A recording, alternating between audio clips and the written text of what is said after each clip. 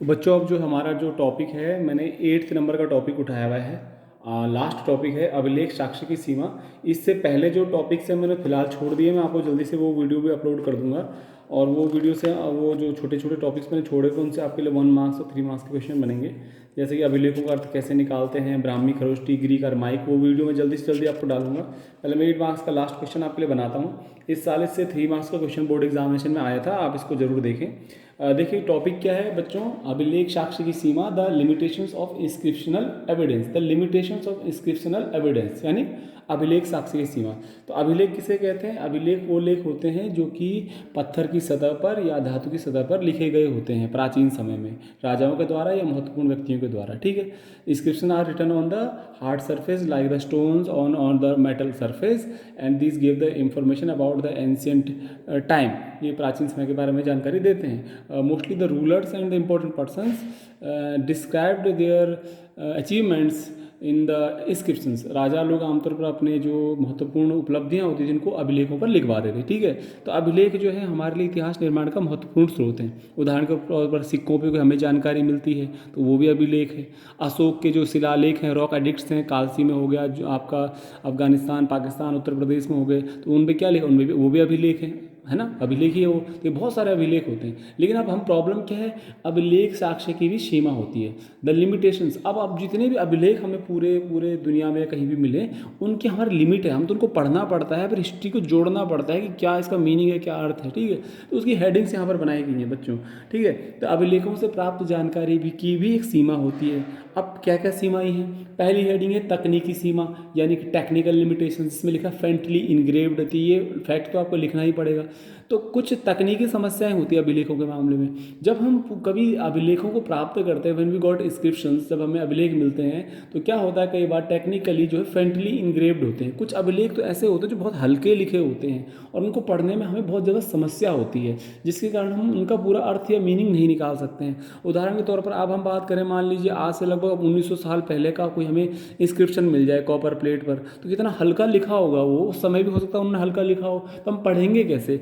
इस तरीके से बच्चों जो है कभी कभी अभिलेख बहुत फेंटली इनग्रेव्ड होते हैं, दोज आर नॉट रीडेबल, वो पढ़ने लायक नहीं होते हैं। तो ये बहुत बड़ी प्रॉब्लम है कि उसका अर्थ और मीनिंग हम कैसे निकालें, और हमने हिस्ट्री को भी कंस्ट्रक्ट करना है। दूसरा प्रॉब्लम है डैमेज्ड और लेटर मिसिंग। कभी कभी क्या होता है, कुछ अभिलेख जो होते हैं वो जो होते हैं डैमेज्ड होते हैं, उनको चोट पहुंची होती है, पूरे नहीं मिलते हैं, या फिर वो कुछ नष्ट हो गए मान लीजिए, या अक्सर गायब होते हैं। अब मान लीजिए हमें कोई कॉपर प्लेट मिल गई, 2 टुकड़े हो रखे हैं, उसको आधा ही टुकड़ा मिला। अब आधे टुकड़े में अक्सर रहेंगे और आधे तो कहीं गायब ही हो गए, तो हम उससे मीनिंग कैसे निकालेंगे? या फिर अक्सर गायब हो जाए, मान लीजिए पूरा का पूरा ये मैंने लेटर लिखा हुआ, लेटर से मैं 2 वर्ड डबल टी गायब कर दूँ, अब 2000 साल बाद कोई पढ़े तो वो क्या मीनिंग निकालेगा? 2 वर्ड तो गायब हो गए। तो इस तरह से कुछ जो अभिलेख ऐसे होते हैं वो डैमेज्ड होते हैं, यानी कि उनको क्षति पहुंच चुकी होती है, वो पूरे नहीं मिलते हैं, या उनके अक्षर गायब हो चुके होते हैं, जिसके कारण हम जो है उनकी मीनिंग और जो रियल मीनिंग है वो उसको हम नहीं जान पाते। एग्जैक्ट मीनिंग निकालना हमारे लिए बहुत प्रॉब्लम होती है। तीसरा क्या है, प्रॉब्लम रिगार्डिंग एग्जैक्ट मीनिंग, सही अर्थ में समस्या। कभी कभी हम जो है अभिलेखों के सही अर्थ निकालने में हमें समस्या होती है, इंस्क्रिप्शंस को हम सही अर्थ नहीं निकाल पाते हैं। उदाहरण के तौर पर मान लीजिए अगर इंडस वैली सिविलाइजेशन में भी बहुत कुछ लिखा है स्क्रिप्ट, हम लेकिन पढ़ नहीं पाए हैं। अब दिक्कत क्या है, कोई कोई तो ये भी दावा कर सकता है कि हमने वो पढ़ लिया है, ठीक है, लेकिन बाद में पता चला कि 200 साल बाद किसी ने इंस्क्रिप्शन किया कि जी ये तो उसकी मीनिंग थी ही नहीं। तो कुल मिला के जो है जो अभिलेख होते हैं वास्तव में उनको पूरी तरीके से उनकी मीनिंग को जान पाना बहुत कठिन होता है। एग्जाम्पल के तौर पर अशोक के अभिलेख ग्रीक, अरमाइक और कई भाषाओं में लिखे गए हैं। अब हर अक्षर, हर मीनिंग को, अर्थ को निकालना पड़ा, तब जानना पड़ा। लेकिन हो सकता है कई अभिलेखों के हम पूर्णतः अर्थ नहीं जान पाए। तो कुल मिला के अभिलेखों के सही अर्थ को समझने में बहुत ज़्यादा समस्याएं होती हैं। पूरी अर्थ तो हम समझ ही नहीं पाते हैं, क्योंकि कई प्रकार की भाषाओं में लिखे होते हैं। अब प्राकृत और पाली लैंग्वेज तो हमारे लिए बिल्कुल नई भाषा है, लेकिन प्राचीन काल में बोली जाती थी।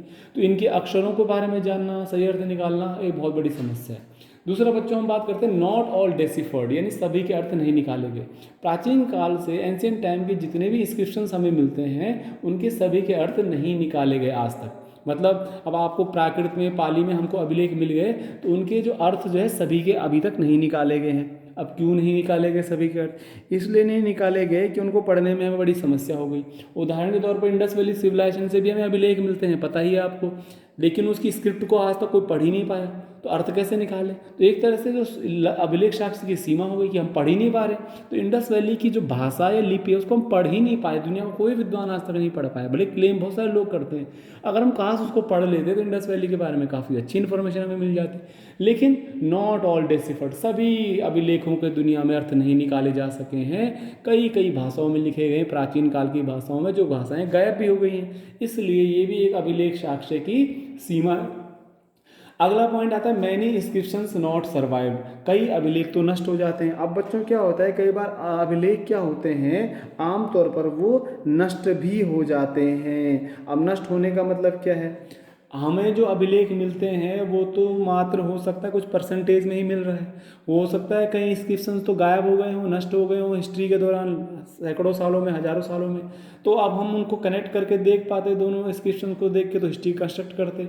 लेकिन कई अभिलेख हजारों सालों के दौरान, सैकड़ों सालों के दौरान नष्ट हो जाते हैं, और इस दौरान जो कुछ भी हमें मिलता है वो सारे जो अभिलेख होते हैं मात्र इनका एक इम्पोर्टेंट खाली पार्ट होता है। ठीक है, तो हो सकता है अशोक ने रॉक एडिक्ट लगाए हों, और अगर आप खुदाई करेंगे तो हो सकता है और रॉक एडिक्ट भी हों उसके, और हो सकता है उसके और मैसेजेस भी रही हों, और हम तो उसके एक इमेज बना के रखें कि वो नॉन वायलेंस पे बिलीव करता था।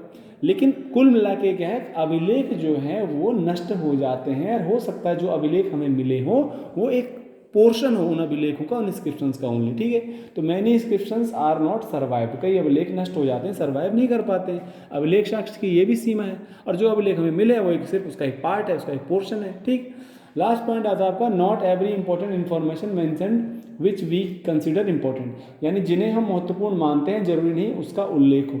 यानी अभिलेखों में आवश्यक नहीं है कि जो कुछ भी महत्वपूर्ण है वो हमारे लिए जो महत्वपूर्ण है वो सब अभिलेखों में लिखा हो। जैसे आजकल बच्चों जो हिस्ट्री में कोशिश की जाती है जानने की कि हम पॉलिटिकल और सोशल हिस्ट्री जानना चाहते हैं कॉमन पीपल की, कब, अभिलेखों के माध्यम से।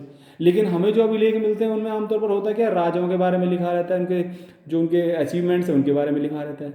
तो जो हमारे लिए इंपॉर्टेंट है जरूरी नहीं है कि इंस्क्रिप्शंस में भी लिखा हो।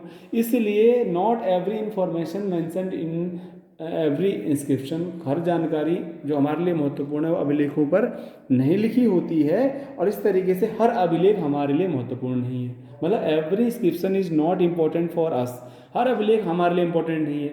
अब मान लीजिए वहाँ पर लिखा हुआ है किसी अभिलेख में कि भैया वो राजा था और उसको बहुत म्यूज़िक का बड़ा शौक था, तो मुझे नहीं लगता कि उससे बहुत ज़्यादा इंपॉर्टेंस आज के टाइम पे है, बल्कि हमारे लिए इंपॉर्टेंट अब ये है कि वो कुछ ऐसी इंफॉर्मेशन देगी उनका ट्रेड कैसा था वगैरह था।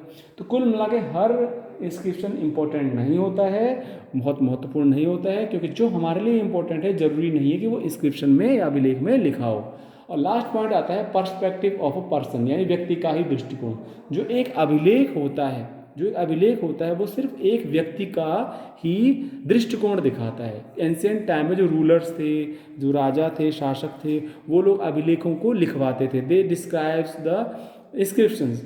अब उनमें क्या है, they mention there achievements in inscriptions, अपने ही बारे में जो पर्सपेक्टिव होता था वो अभिलेखों में लिखवाया जाता था। कौन लिखवाता था, राजा लोग लिखवाते थे। इंपॉर्टेंट फंक्शंस के टाइम पे, रिचुअल्स के टाइम पे आपका अचीवमेंट्स लिखवाते थे। तो इससे क्या होता है, इससे हमें कॉमन पीपल यानी आम आदमी के बारे में जानकारी नहीं मिलती कि आम आदमी क्या करता था, एग्रीकल्चर होता था कि नहीं, उनका लाइफस्टाइल कैसा था। तो कुल मिला के अभिलेख कहीं ना कहीं राजाओं के द्वारा ही लिखवाए गए ज़्यादातर। तो कई बार इनसे जो है महत्वपूर्ण जानकारी जो आज हमारे लिए जरूरी है वो हमें नहीं मिलती है। तो आपके लिए 8 मार्क्स का क्वेश्चन हो गया है कि what are the limitations of inscriptional evidence, यानी अभिलेख साक्ष्य की भी सीमा होती है। पहला पॉइंट तकनीकी सीमा, फेंटली इंग्रेव्ड। दूसरा डैमेज और लेटर मिसिंग, नष्ट या अक्सर गायब। तीसरा प्रॉब्लम रिगार्डिंग एग्जैक्ट मीनिंग, सही अर्थ में समस्या। चौथा नॉट ऑल डिसिफर्ड, सभी का अर्थ नहीं निकाले गए। पांचवा many inscriptional are not survived, कई अभिलेख नष्ट हो गए हैं। छठवां not every important information mentioned which we consider important, जिन्हें हम महत्वपूर्ण मानते हैं जरूरी नहीं कि सारी जानकारियां अभिलेखों में मिल जाए। पर्सपेक्टिव ऑफ अ पर्सन, व्यक्ति का ही दृष्टिकोण होता है। व्यक्ति कौन है, राजा है, तो उन्हीं का दृष्टिकोण अभिलेखों में होता है। ये जो अभिलेख साक्ष्य की सीमा बच्चों 3 मार्क्स का क्वेश्चन आया एग्जाम्पल में, यानी 1, 2, 3 पॉइंट लिखने थे। इस साल बोर्ड में 3 मार्क्स का क्वेश्चन आया है कि what are the limitations of inscriptional evidence. ये आपको क्वेश्चन हो गया, और ये चैप्टर का लास्ट का पॉइंट है। अब मैं बीच के जो वीडियोज़ हैं उन टॉपिक पे भी बनाऊंगा, और आपको कोई प्रॉब्लम है तो आप क्वेश्चन पूछ सकते हैं। मैंने जल्दी में एक्सप्लेन करने की इसको कोशिश की है। ठीक है, थैंक यू वेरी मच।